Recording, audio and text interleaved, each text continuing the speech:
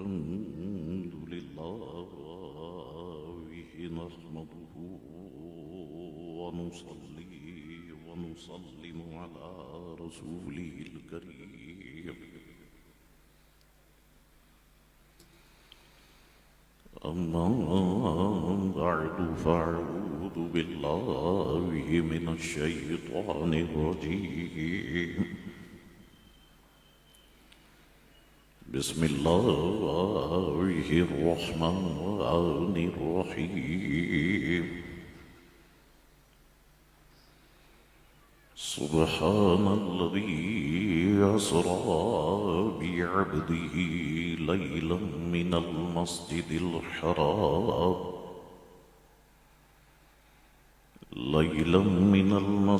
الحرام إلى المسجد الأقصى الذي باركنا حوله لنريه من آياتنا إنه هو السميع البصير صدق الله مولانا العظيم وصدق رسوله النبي الكريم الأمين إن الله وملائكته يصلون على النبي يا أيها الذين آمنوا صلوا عليه وسلموا تسليما اللهم صل على سيدنا ونبينا ومولانا محمد معدن الجود والكرم وآله وبارك وسلم صلاة وسلاما عليك يا رسول الله اللہ تبارک و تعالیٰ کی حمد و ثنا اور دل کی گہرائیوں سے حضور رحمت عالم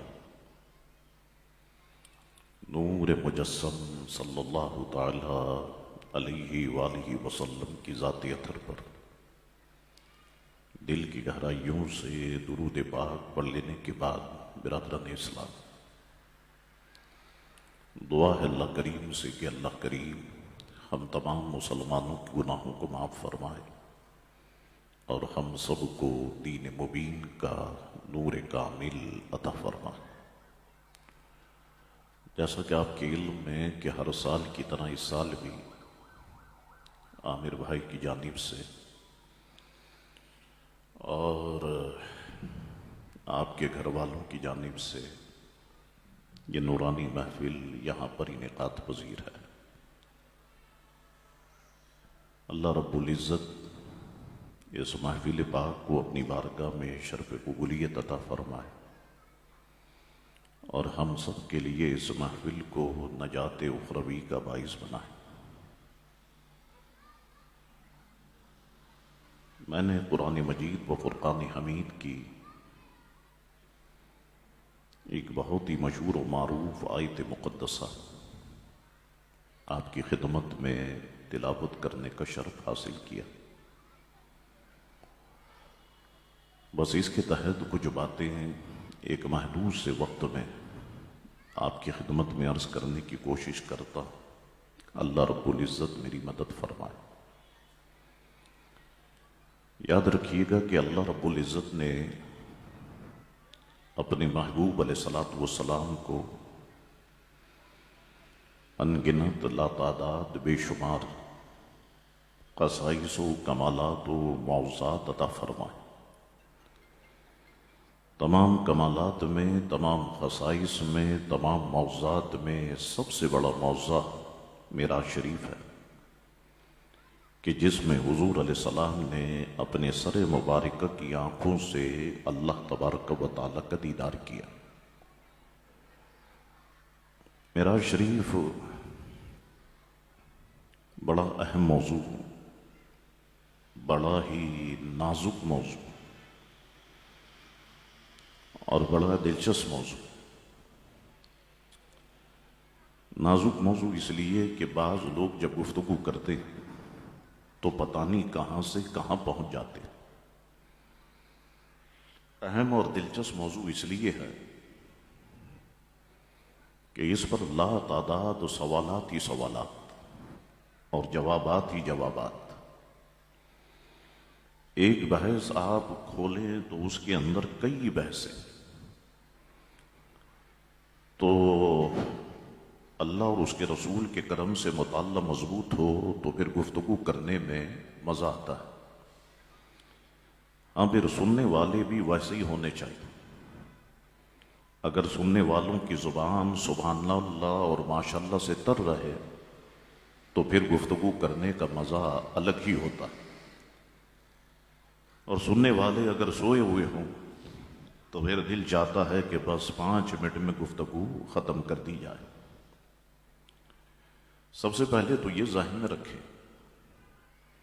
کہ معجزات سمجھ میں آئیں گے تو دل میں موجود عشق مصطفیٰ صلی اللہ علیہ وسلم کی وجہ سے، اور کرامات سمجھ میں آئیں گی تو دل میں موجود عشق اولیاء کی وجہ سے۔ تو ہم اہل سنت والجماعت کو الحمدللہ معجزات بھی سمجھ میں آتے ہیں اور کرامتیں بھی سمجھ میں آتی ہیں، تو یہ اس بات کی دلیل ہے کہ ہمارے دل میں پیارے مصطفیٰ کا عشق بھی موجود ہے اور ولیوں کی محبت بھی موجود ہے۔ اللہ اکبر۔ دوسری یہ بات ذہن میں رکھیے گا، میں موٹی موٹی باتیں آپ کی خدمت میں عرض کر دوں۔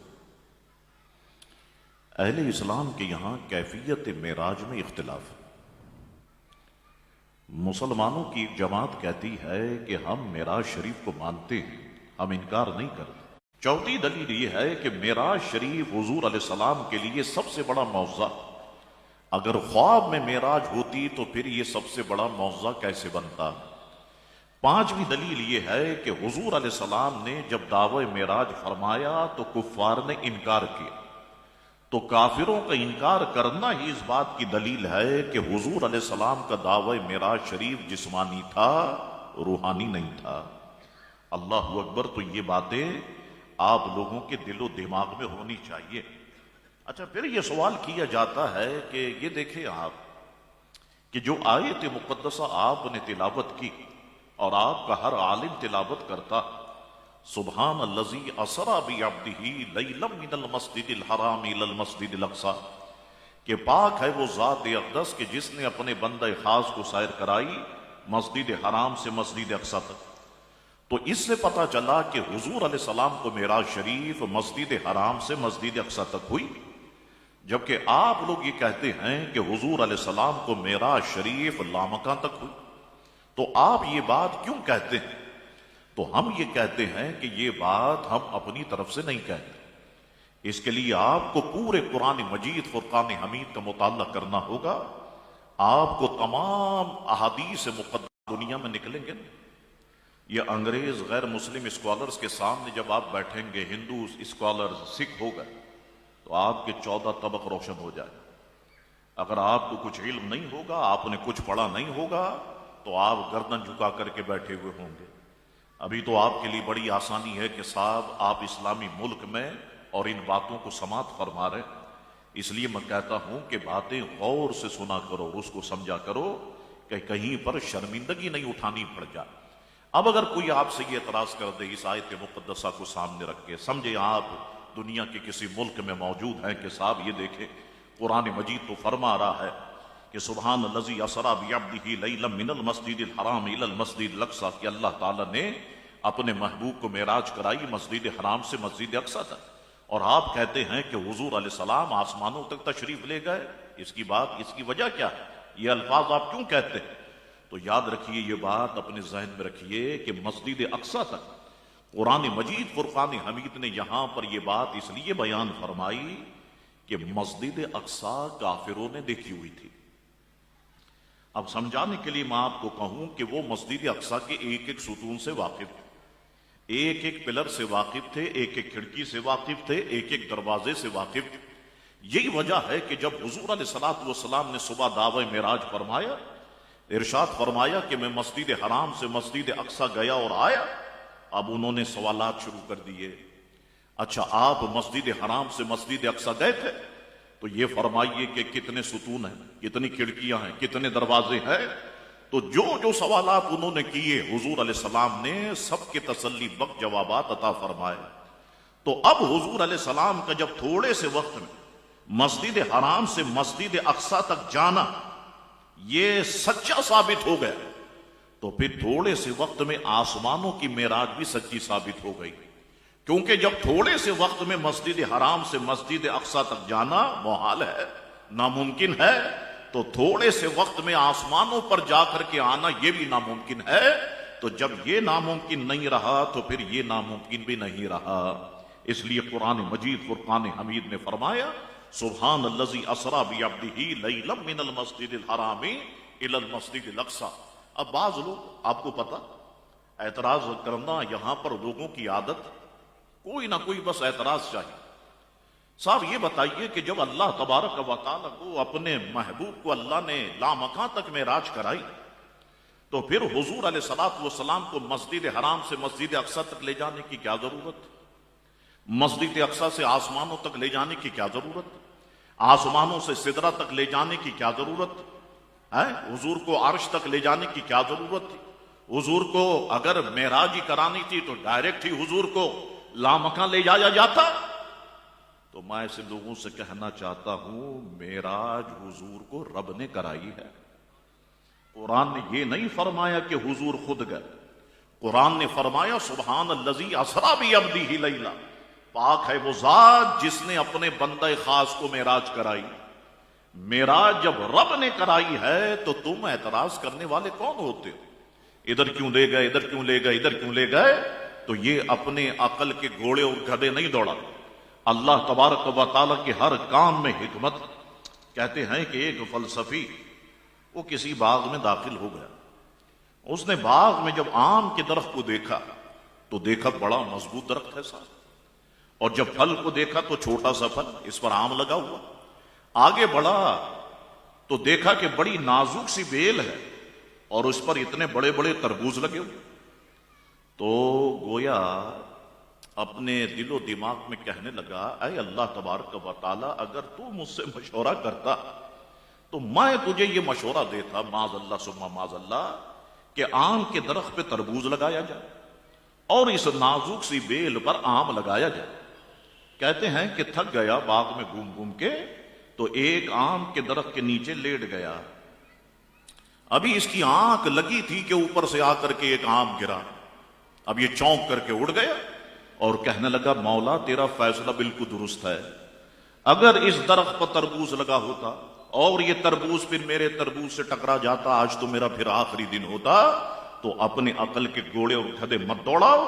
جب رب نے فرما دیا سبحان الذی اسری کہ میں نے اپنے محبوب کو سیر کرائی مسجد حرام سے مسجد اقصی تک, اللہ اکبر. لیکن پھر بھی آپ جانتے ہیں لوگ سوالات کرتے ہیں تو اعتراضات کے جواب دینا یہ ہمارا کام. یاد رکھیے کہ حضور علیہ الصلوۃ والسلام کو جو پہلی معراج کرائی کہ جس میں حضور علیہ السلام مسجد حرام سے مسجد اقصی گئے اور وہاں حضور علیہ الصلوۃ والسلام نے تمام انبیاء و مرسلین کرام حضور کے پیچھے اور حضور علیہ السلام مصلی امامت پر. تو بتانا یہ مقصود تھا کہ میرا محبوب امام الانبیاء ہے, میرا محبوب سردار الانبیاء ہے, میرا محبوب قائد انبیاء ہے. میرے اعلی حضرت امام اہل سنت کہتے ہیں نا کہ نماز اقصی میں تھا یہی سر, سر کہتے ہیں راز, نماز اقصی میں تھا یہی سر. آیا ہو مانا اول و آخر کہ اول و آخر کے معنی سب پر واضح ہو جائیں. نماز اقصی میں تھا یہی سر کہ آیا ہو مانا اول و آخر, دست بستہ ہیں پیچھے حاضر جو سلطنت آگے کر گئے تھے. کہ نماز اقصی میں راز یہ تھا کہ اول و آخر کے معنی سب پر واضح ہو جائیں.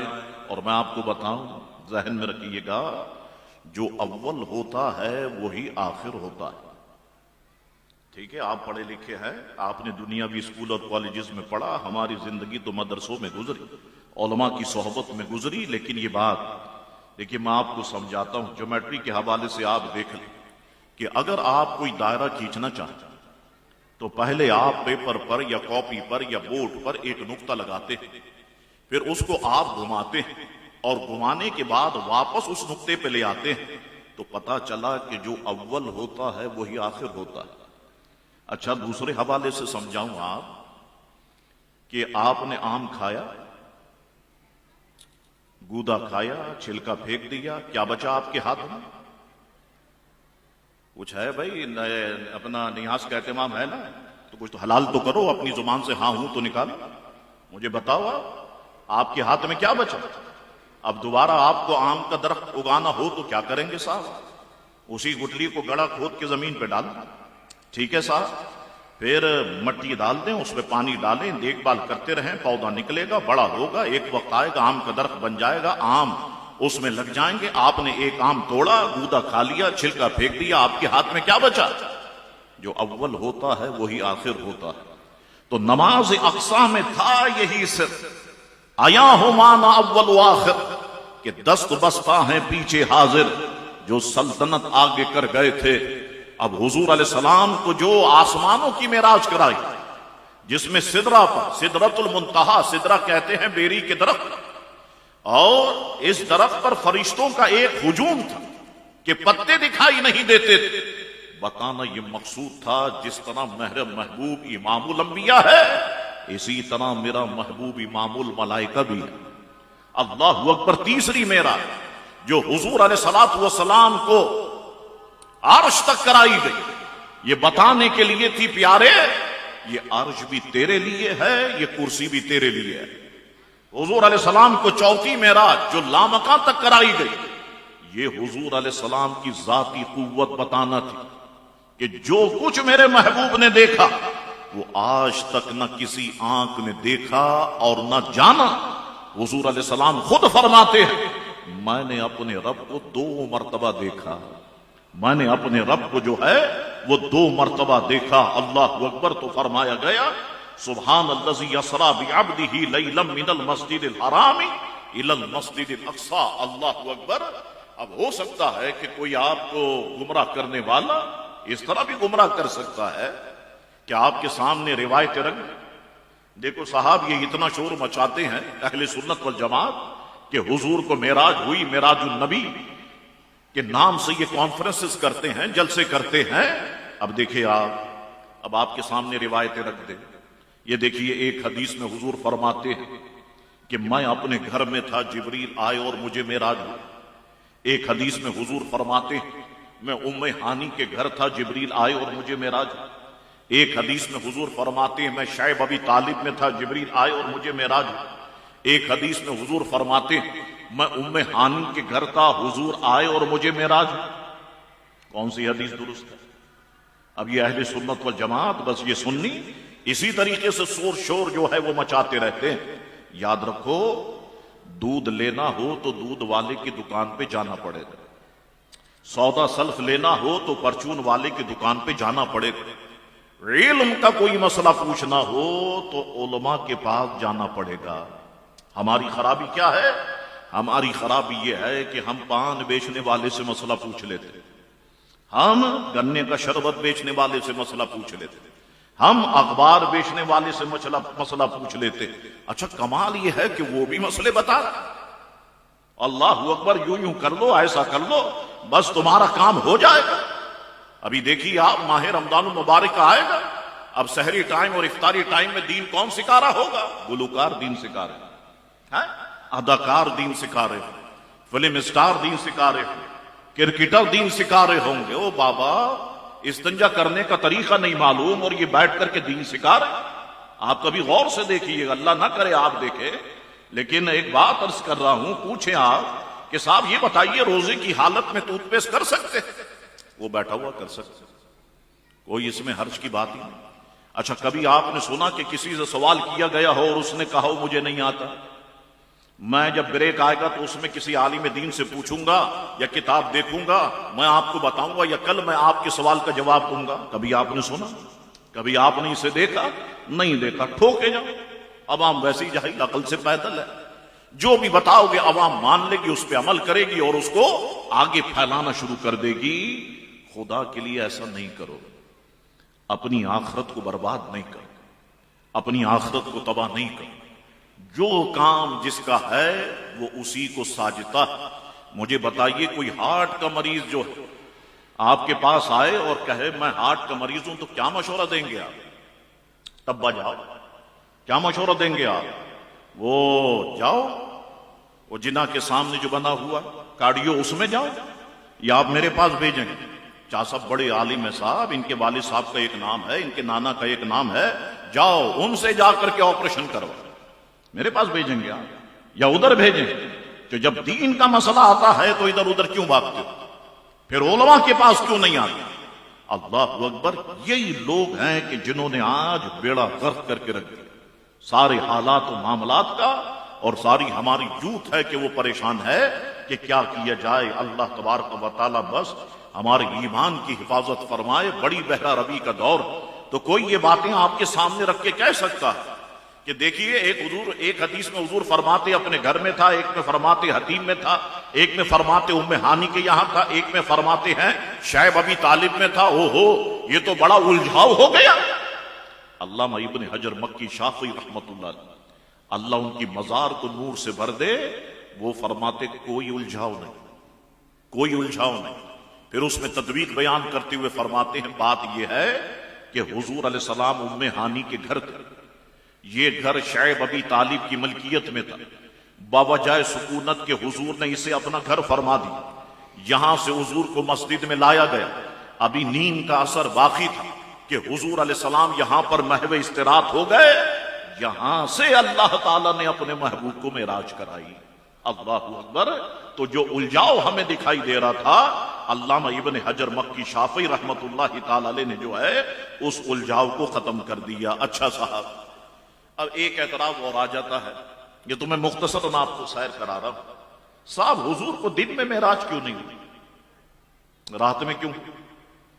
دن میں ہوتی تو سب دیکھ لیتے، یہ براق ہے، یہ جبریل ہے، یہ حضور ہے، یہ فرشتے ہیں، آسمانوں پہ جات تو معاملہ حل ہو جاتا۔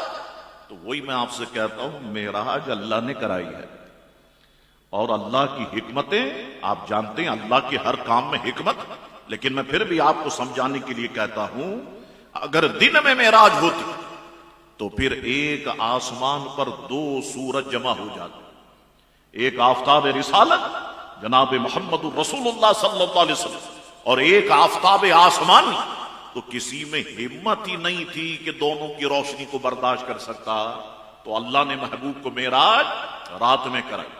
اچھا، دوسری وجہ یہ ہے کہ صوفیہ فرماتے ہیں، اچھا سائنس بھی یہ کہتی ہے کہ صاحب جب سورج غروب ہوتا ہے نا، یہ فنا نہیں ہوتا، یہ اسی عالم میں رہتا ہے۔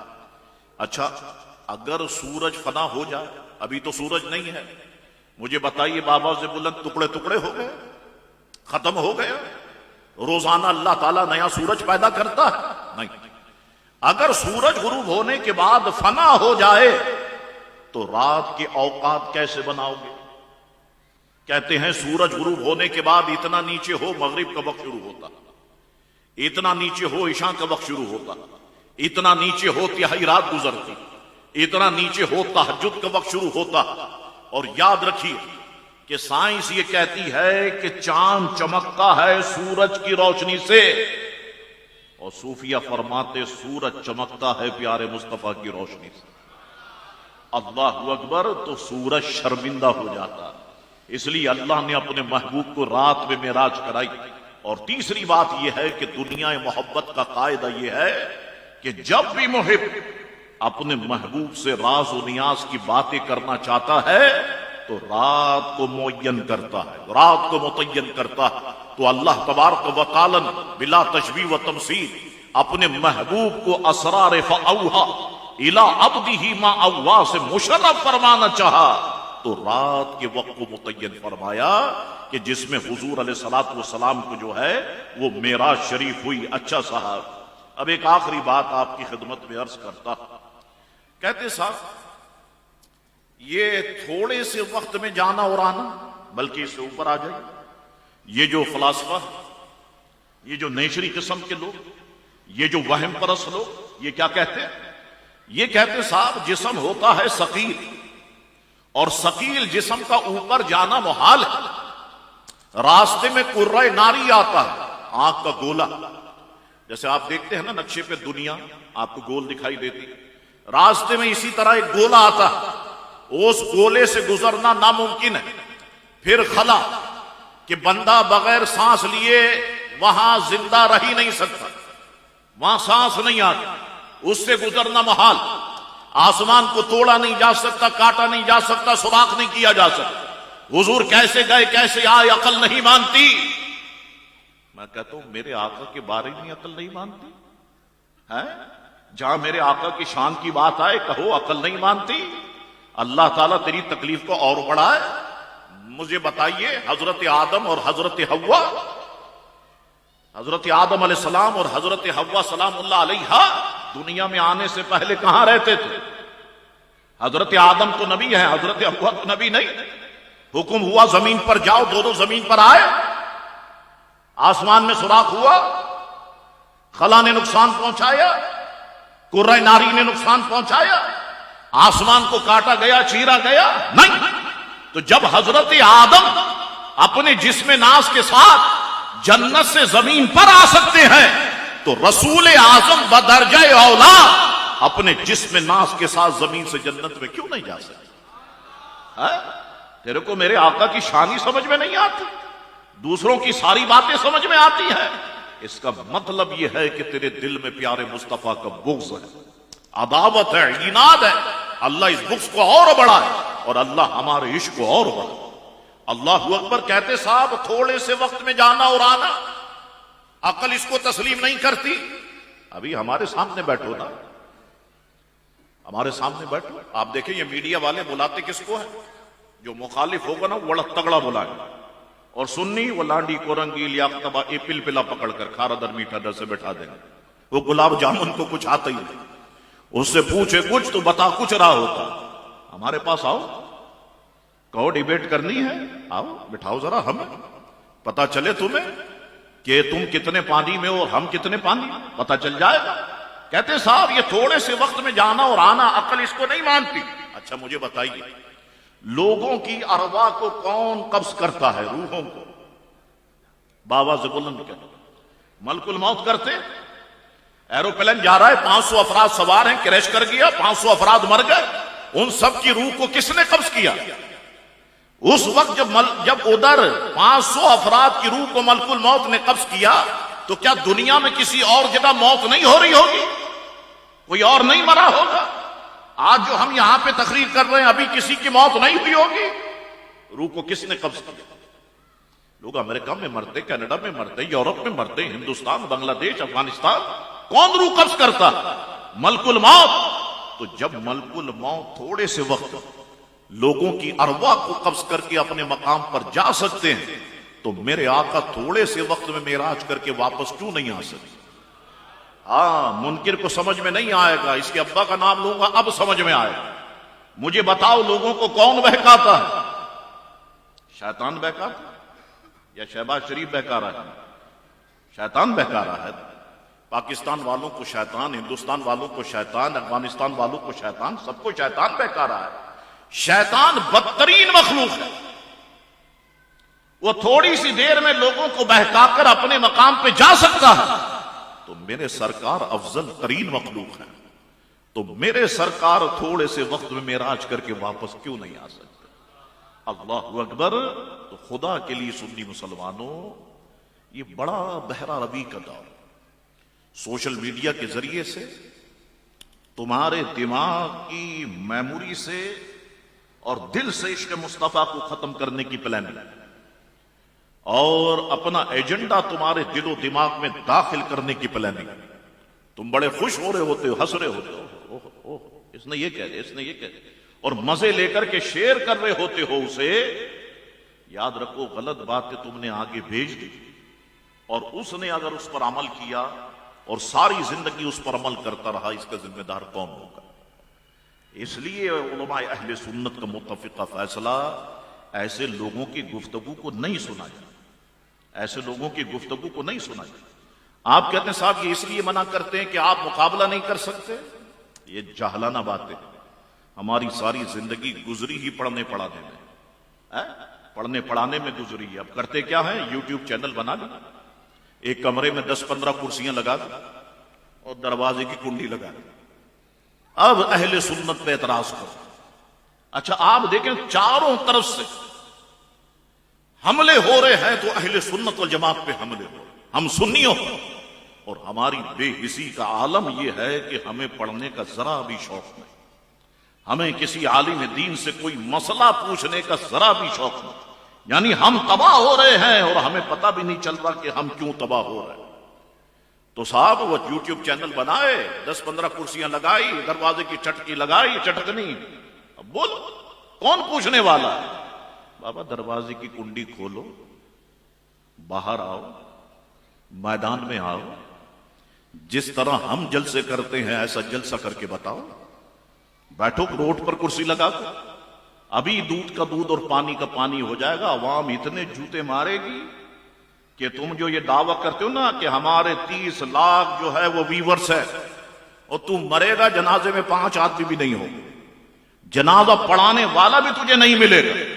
اور سنیوں کے جنازے اس پاکستان میں دیکھے ہیں، میرے شہر کراچی نے سنیوں کے جنازے دیکھے ہیں. الحمدللہ سنیوں کے جنازے اسی شان سے ہوتے رہے. اور یہ چھپا کر کے جنازہ ہو جائے گا، تدفین ہو جائے گی، مر گیا مردود، فاتحہ نہ درود. لیکن الحمدللہ سنیوں کے جنازے اسی طرح شان و شوکت سے ہوتے رہیں گے. اللہ نے خدا کی قسم سنیوں کو بڑی نعمتوں سے نوازا.